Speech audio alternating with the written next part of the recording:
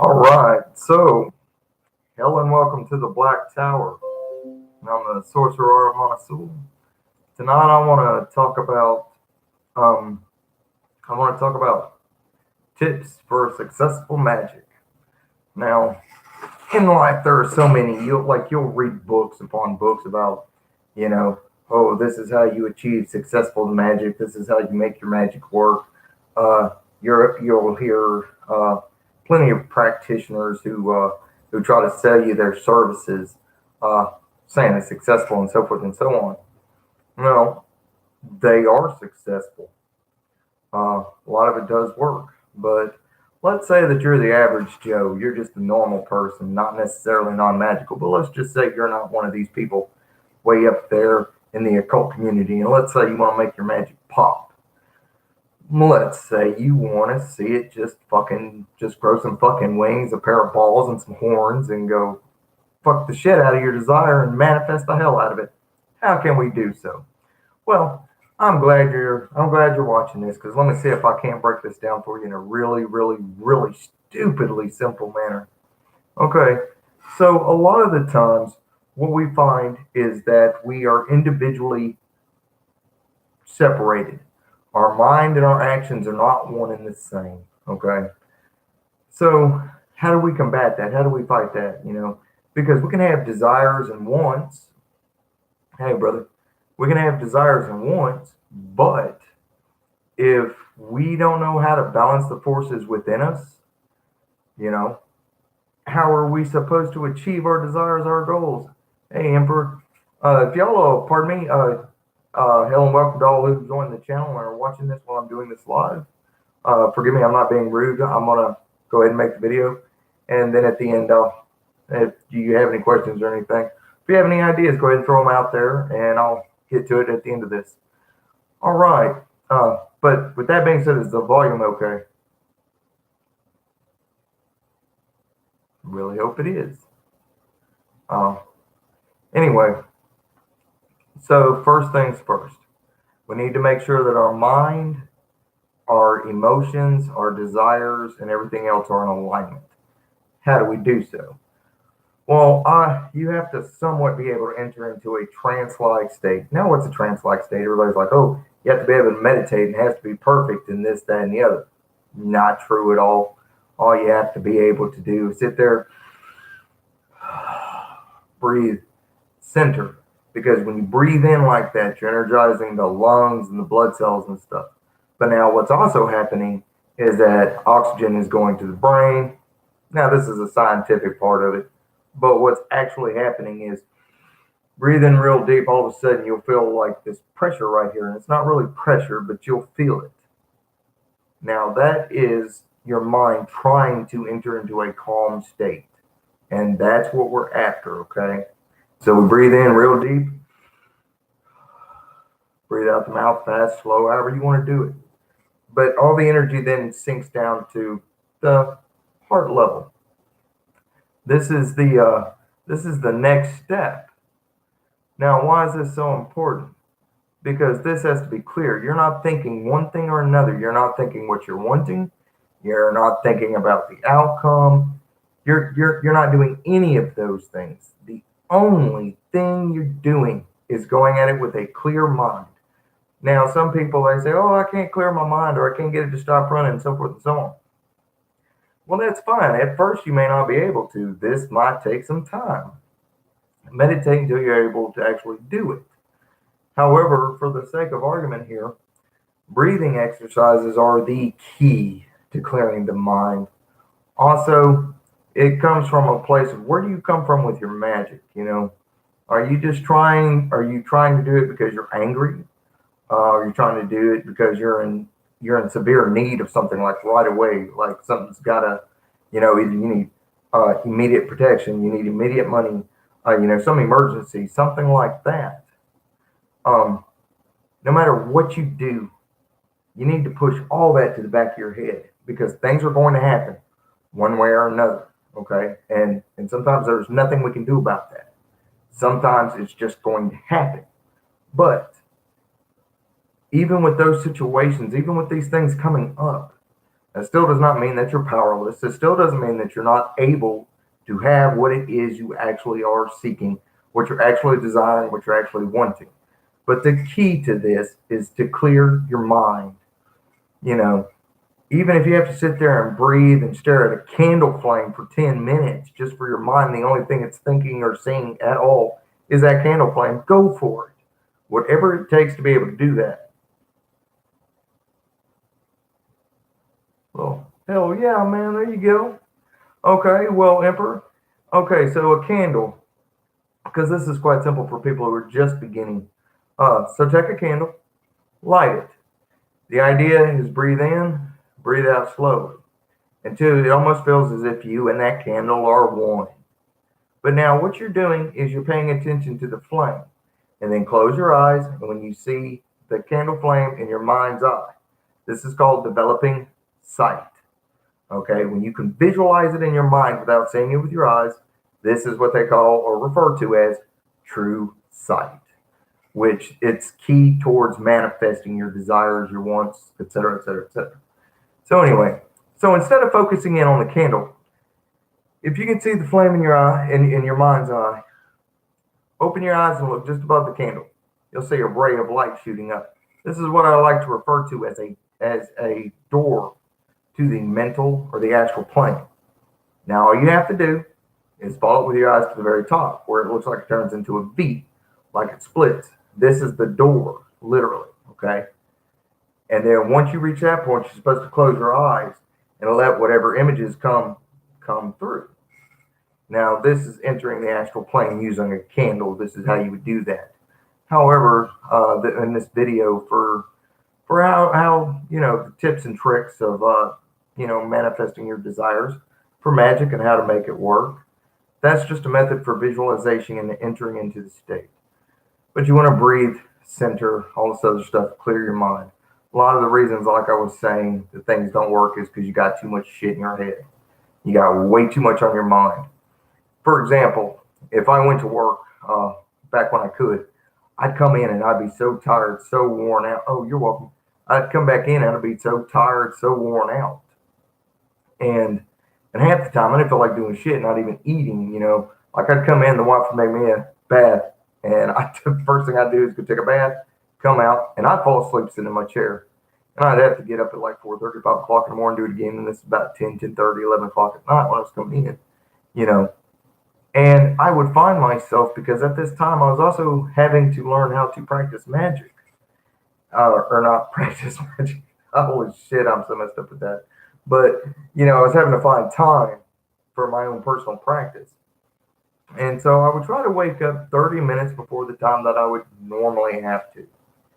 And that in between state, when you first wake up and you're a little groggy and everything else, that's usually the kind of mindset you want to have when you're thinking about magic, not groggy, but that feeling of like, there's nothing really in your head, you're not really thinking anything. So a clear mind.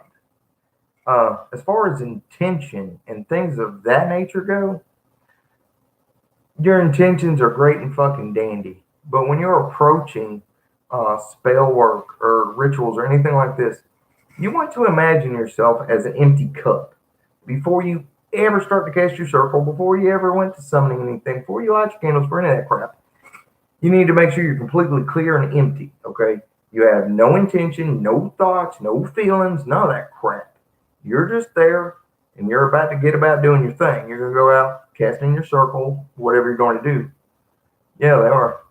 And then when you first start casting the circle or you start doing your chants or anything, what are you doing? You're raising power. Well, if you're raising power, in a sense, you're filling the cup or the chalice that you are. You're filling the container with all that energy. And then you would go about whether it was summoning and stating your intent and so forth and so on. Declaring why you're doing it. And then at the very end of your rite or your spell, and this is the most important part, like a cup that was empty, it must become empty again. Because you must be empty before you can be filled. You started off empty, you got filled, guess what? You have took that energy in, you've transformed it. transmuted it, changed it into your desire, into your want. Now you have to let it go. You have to throw it out into the universe, which means you need to empty yourself. And how do you do this? You do this by declaring at the end of a rite that my ceremony is ended, it is perfect. My desire is known and made manifest. Anything along those lines, but your declaration at the end is just as important as, your intent when you came into the ritual. When I start a ritual, I say, it is that I'm a pure heart and valiant soul that I do undertake these rites. And I let it go at that because I know who and what I am as far as energy and as far as my being. And then I step into my rite. Doesn't matter if it's demonolatry, whether I'm summoning a spirit, demon, whatever, whether I'm doing I have no idea, a seasonal rite, anything, no matter what I'm doing. Always step in, declare, that I'm worthy to be there, first off, that I see myself as worthy to be there, that I see myself as powerful enough to be there, so forth and so on. And then I just do the rite. All these people, they have all these questions about, well, I don't know if I can. I don't know if I can. Here's an idea. Don't worry about it.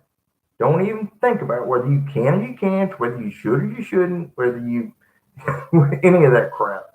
Because, see, you're already one and the same with this force called magic, with the universe, with powers, all this. All you've got to do is show up to the crossroads. That's all you've got to do. You've just got to just step forward and go, I'm going to do this. And just do it. And as you're saying the words, as you're starting the ceremony, the ritual, the spell, whatever, the power will automatically start to build and raise inside you. And then, like I said at the end, declare that it was a perfect ceremony. Completely pour yourself out. Completely. If this means at the end you have to break down crying or you have to, because yours is one of pain and letting go. So cry your eyes out till all that's out of you. Whether it's anger and you're doing a curse, baneful magic, whatever. Make sure all that anger is channeled out of you. You have to empty yourself of all this emotional, mental energy that's been built up. Because like I said, at the beginning you're empty, you're filled, it's transmuted and changed into your desire. And then the next fucking thing bam, that shit just fucking pops. But you have to empty yourself out. You have to. This is the reason why a lot of people who approach magic, they think it's all about the words that are wrote in a book. Holy shit. I could literally, and I don't know if it's just because I've been doing this for so long, but hell, even in the beginning, before I had books and shit, because there was no such thing as the internet, it was more like, what you could find at Books A Million or Barnes and Nobles, and there was no Barnes and Noble in my area at the time, and Books A Million had a bad habit back then of only having stuff on crystals and Wicca and stuff like that. And I just, wasn't really my cup of tea. And the few things that I could find online, they were all black magic. So I was like, okay, I'm going to do some Faustian black magic or, something like this. And I had the Necronomicon, and I didn't have time to question whether it was real, whether, this author made it up or this, that, or the other. No, I just pick it up. Okay, the instructions said draw a seal down. Okay, I drew a seal down. I didn't think about what the hell I was doing. I was just following instructions. It's like baking a cake.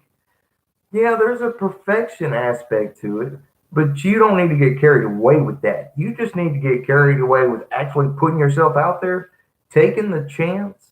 And it's not necessarily about believing in yourself, because hell, I was a skeptic as fuck. But I didn't get there, it's fake, it's fake. No, I was just like, I have no idea whether this shit's going to work or not, but you know what I'm going to do? Well, I'm going to do this. And I just went and did it. And there are so many people that I've met that magic is so natural to them. They're so powerful with it. They're so strong with it. Not because they have great spiritual power and because they're the Pumbaa. No, hell no. It's because literally they don't question whether they can or can't. They have no idea, you've got to do this and you've got to do this and you've got to do this. They just fucking did it. See, that's what magic's all about, is just fucking doing it. And you've got to, Don't worry about what everybody else is thinking, what everyone else is saying. Whether it's right, it's wrong, it's good, it's evil, blah, blah, blah.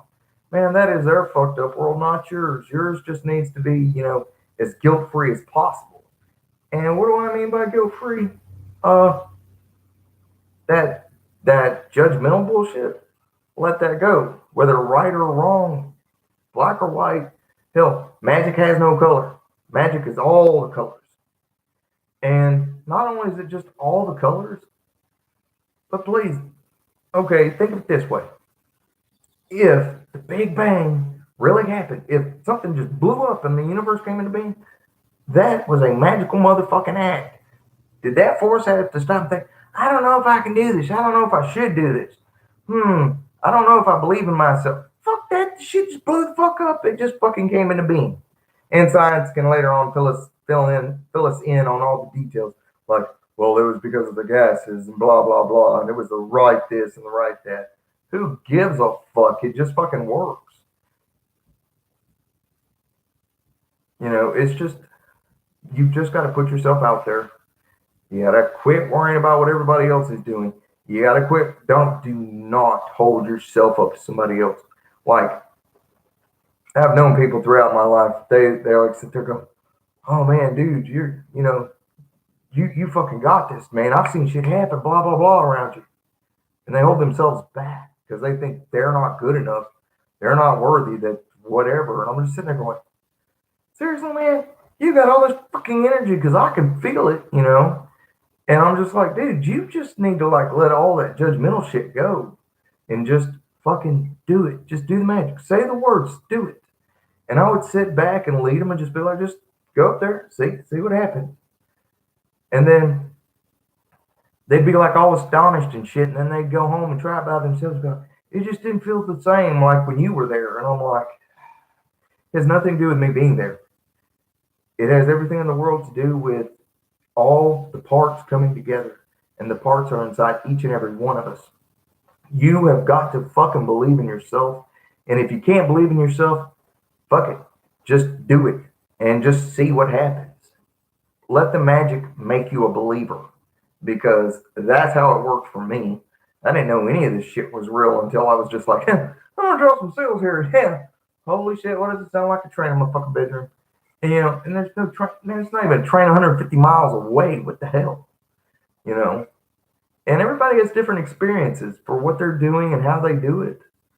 But the truth of the matter is, it's all up to you. You know? Can you get out of your own way? Can you get out of your own head? And speaking of getting out of your head, part 2 to this video, drugs and magic. My favorite. I love it. Okay, so 22 years ago, 21, 22 years ago, I had a rule of thumb. Drugs and magic do not mix. Don't do it to bad, Craig. Well, no. And then, like something like 6 years later, I was introduced to shamanism. And shamanism is a whole nother breed. Shamanism is one of those things where it's like, they partake of the herbs and stuff like this, and they're, like ayahuasca. I mean, you've heard there's like lots of different types that they use. And then, and it's to free your mind so that you can go collect your little soul halves and parts and pieces. Well, there's a reason why they do this under supervision of an actual teacher instead of individuals doing it. Because the teacher actually knows what to look out for. They actually know how to spot, okay, you're having an addictive nature, you're trying to outrun yourself. Yeah, that's the chemicals aren't going to help you. You need to face this. Well, lucky me, I kind of already caught that. I already knew it wasn't an excuse. But the more and more I did it, the more and more doors opened, and then something scary happened. I got way too used to being where the doors were open that if a door was not open, I felt like it needed to be. And then would start with the mistletoe tea, trying to poison the shit out of myself. All kinds of things. Hell, I even tried meth at one time to help me open the doors. Man, all I know is that shit got me high as a cat, and I was like, nothing like a little rabbit on a treadmill. One problem with that. When I quit, and I quit it cold turkey, I felt empty inside. I felt like something had stole my soul, and I couldn't explain it. I couldn't. I felt empty. I had no feeling. I had no nothing. And this happened for about 3 to 4 fucking months after I quit, and I'd been on a year and a half. And and slowly but surely, I came to putting myself back together. And this is where sorcery comes in. See, sorcery is all about the strengthening of the will, and the will is incumbent upon the mind. Let me say that again. The will is incumbent upon the mind. Your mind, your focus, your mental strength is what empowers the will. The will just sits there doing nothing. It is a fire with no area to burn. The mind focuses it, sends the flame wherever it needs it to go, just like a serpent. And this is a secret I had learned, and that there is a way. There's this thing. Yeah, exactly. There is this way that if you're not careful, excuse me. Back in the day, they used to refer to it as the death of the soul. And now this would be back during the time of the Greeks and so forth and so on. And I don't know what kind of drugs they were on, but I imagine that if somebody knew something about it, it would have to be them, I suppose. But the importance isn't about all that. The importance is about if a chemical messes with your mind, what you lose is you lose the focus, you lose the luster, the shine of the mind. In the Simon Necronomicon, there is a prayer to Inanna, right one of the heavens wise Ishtar, mistress of heaven and earth, and it goes on and on. Well, the tail end of it, it says, may I shine like alabaster, like shining silver and reddish gold. May I not be dull. What does that mean? Well, it's talking about your mind, of course. It's talking about don't let my mind become dull.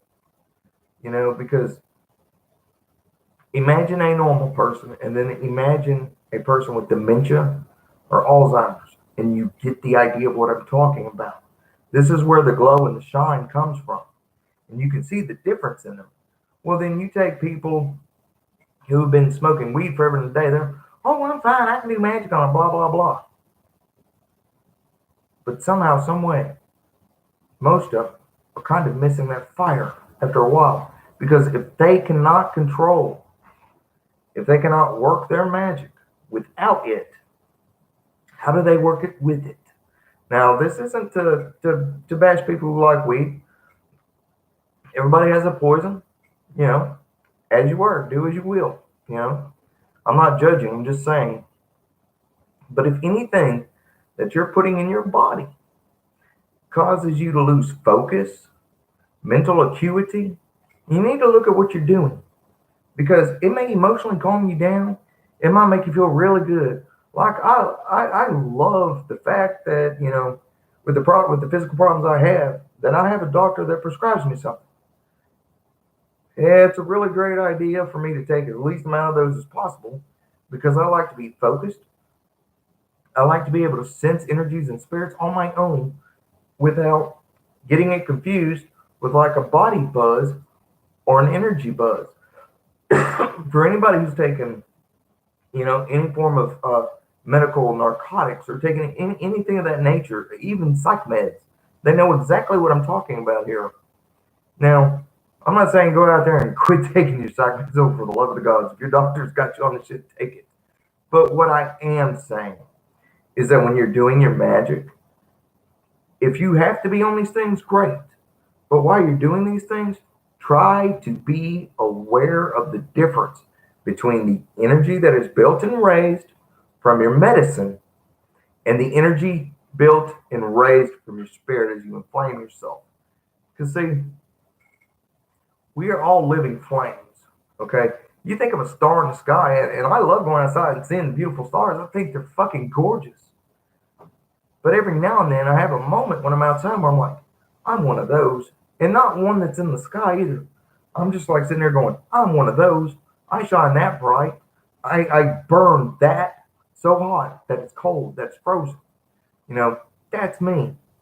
Well, that's you too. That's every single one of us.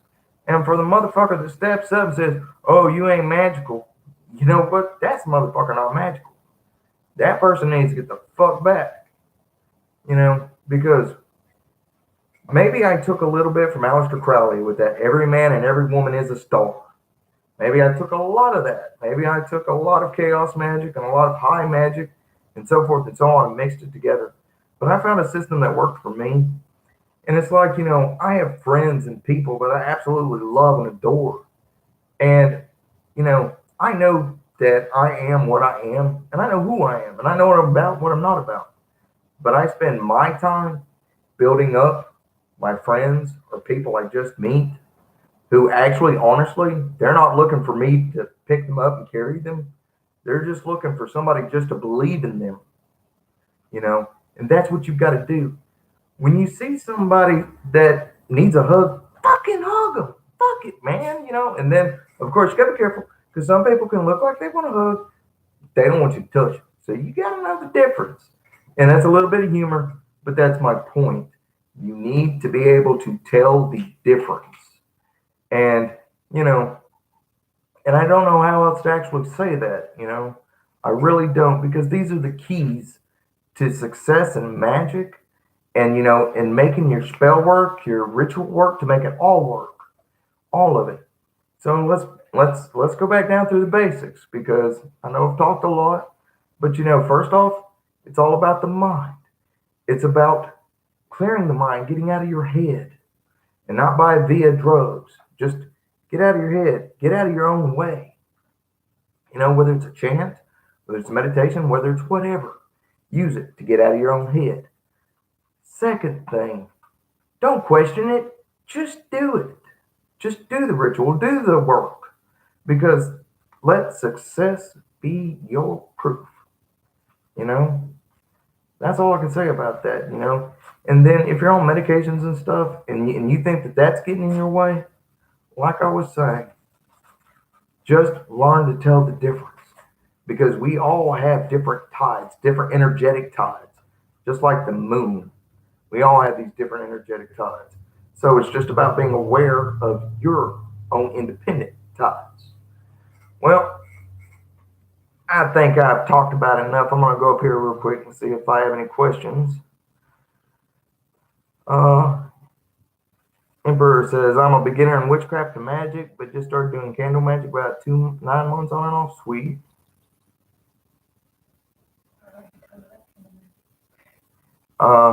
Trex chomping them says, hypnagogic states are great. Yes, yes, they are. I fucking love them.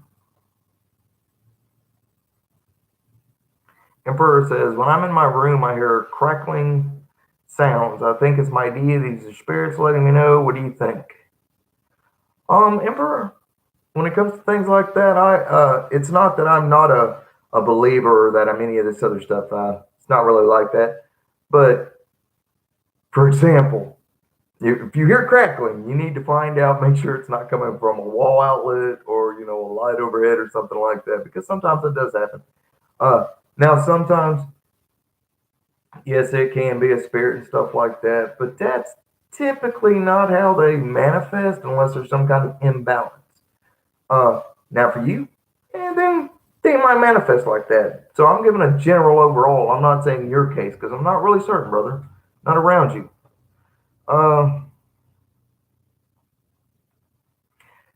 No, Thorn, you're absolutely right, man. The novice has advantages, the learned do not. Because the novices are just starting off, so they haven't been told all the ins and outs. They don't know all the rules, and they have nothing holding them back. You're absolutely correct, man, dude. They have like a head start on the rest of us because they're gonna go, "Ooh, I got the bull by the horns," and haul ass with it, and we're sitting back going, "Oh shit, maybe you shouldn't have done that." And then he makes it safely to the end. You're like, "Holy shit, dude, that's pretty cool." And that's what it reminds me of. They do not have any idea of what is possible, and so they can push a lot of raw power into magic. Indeed, indeed, they do. Kind of like when we reawaken. You and I've talked about that. And yeah, Frank, it probably was because of dopamine levels. I did notice that. Thorn, the ancients did use chemical assistance, but in many cases it was sacred and not habitual. No shit, brother. No shit. Yeah, in other cases it did get abused, like the oracles of Delphi and natural laughing gas all the time. I was reading that about, I think it was called the Gates of Hell, where the oracle of Delphi, they were sitting there over the poisonous fumes. Well, like I think that they said that they could live like every 3 to 4 months. They're having to like put in a new high priestess because the other one was nuttier than a fruitcake. That can happen. Uh, Trex chomping him. Thank you, brother. Appreciate that. Emperor, what books would you recommend? What books would you recommend to beginner? I'm not gonna lie about that. And this is kind of crazy. Uh, he's not a sorcerer. He's not in black magic stuff like that. But he is who he is, and that is Christopher Pinzak with the Inner Temple of Witchcraft. Oh yeah. Oh boy, there he's well balanced. He really is. The only reason I'm saying that is because my wife's taking one of his courses now, and I'm not gonna lie, I've noticed a huge change. I mean, a huge change. So I know that the magic is solid. I know the teachings are on key. Everything else. If you'll give me 1 second here, I will spell it for you in chat. Christopher.